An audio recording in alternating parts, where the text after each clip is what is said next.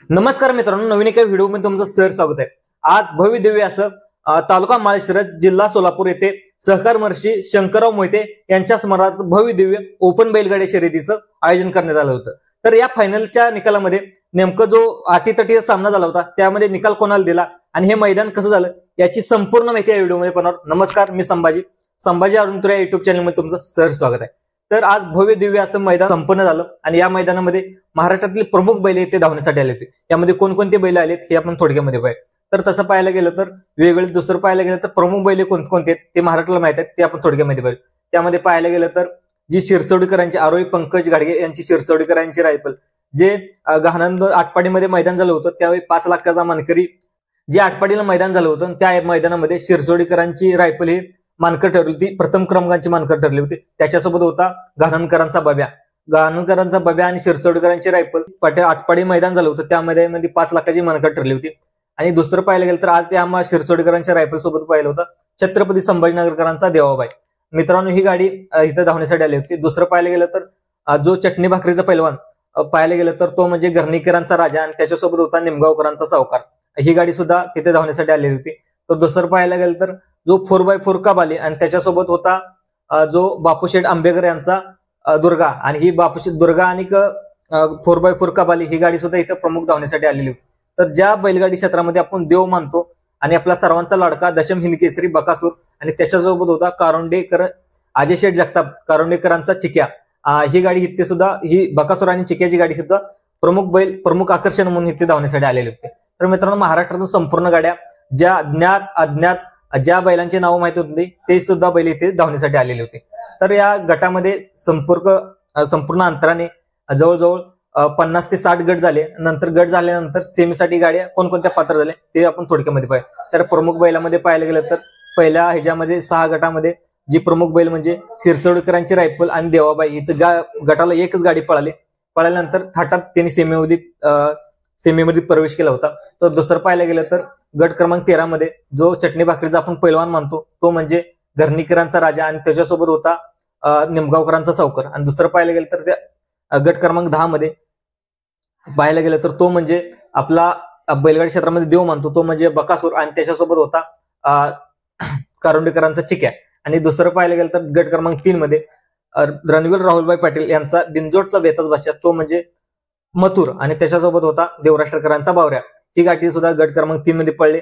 तो मथुर आला, गाडीतून उतरला आणि लगेच तिसऱ्या गटामध्ये पळाला आणि सेमीमध्ये प्रवेश केला। तर ही प्रमुख बैले होते ही। आणि दुसरं पाहिलं तर दुसरे सुद्धा गाड्या जवळजवळ 60 गटातून वेगवेगळे बैले सेमीसाठी पात्र ठरले होते। तर आता सेमी कसे झाले, सेमीमध्ये कोणकोणत्या लढत्या झाले हे आपण थोडक्यामध्ये पाहूया। तर त्यामध्ये प्रथम सेमी पार पडला त्या सेमीमध्ये जो जीवनडावर निनाम त्याचा सुंदर होता आणि त्याच्यासोबत तिथेच जो माळशिरस तालुक्यातला बैल होता ती अटीतटच्या लढतीमध्ये त्यांना पराभव पत्करावा लागला आणि ती दुसरी गाडी फायनलसाठी पात्र झाली। दुसऱ्या सेमी सुद्धा एक दुसरी गाडी होती ती सुद्धा फायनलसाठी पात्र झाली। आणि दुसऱ्या सेमीमध्ये जो बैल ज्याला आपण चटणी भाकरीचा पैलवान मानला जातो तो म्हणजे घरणीकरांचा राजा आणि त्याच्यासोबत होता निमगावकरांचा सावकार यांनी अंतराने सेमी पार पाडून ज्यावेळेस घरणीकरांच्या राजाला पाठीमागच्या जवळ 4 ते 5 मैदानामध्ये हार पत्करावा लागते। गट पास करत होता पण सेमीला हार पत्करावा लागून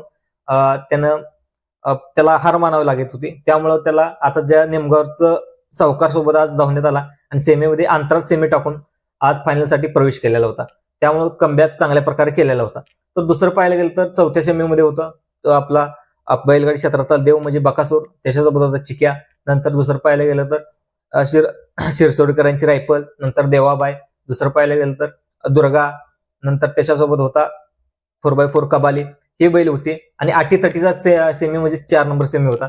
आणि या सेमीमध्ये गाड्या सुटल्यानंतर सुरुवातीलाच चिक्या आणि बक्याबाईन थाटात फायनलमध्ये प्रवेश केल्यानंतर जे टॉपची गाडी होती ते म्हणजे देवाबाई आणि दुसरं पाहायला गेलं तर शिरसवडीकरांची रायफल ते पाठीमागच्या मैदानामध्ये जो 5 लाखाचा मानकर होता त्या मैदानामध्ये पण गाडीला काय झालं नेमकं काय माहित नाही, ही समजू शकलं नाही।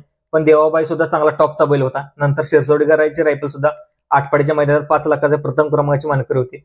पण हे बैलगाडी क्षेत्र आहे, आज हार आहे तर उद्या 1 नंबर आहे, तर हे होत राहतं।